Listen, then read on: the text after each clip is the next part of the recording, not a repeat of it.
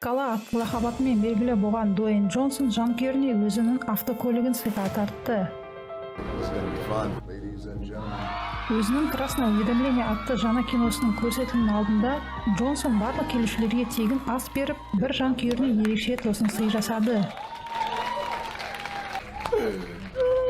Story really moved me because I hear that you're a personal trainer, right? You're always keeping it positive and motivational and optimistic. You're a leader in your church, Westside Church, right? Yes.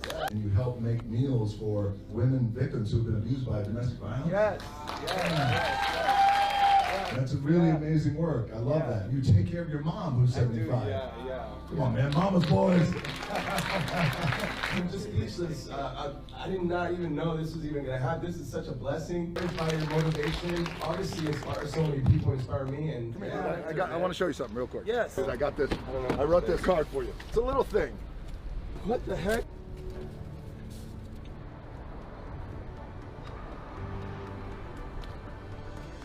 Thank you for your service, brother. Enjoy your new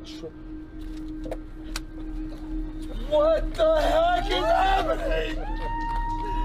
Get out of here, bro! Oh my God!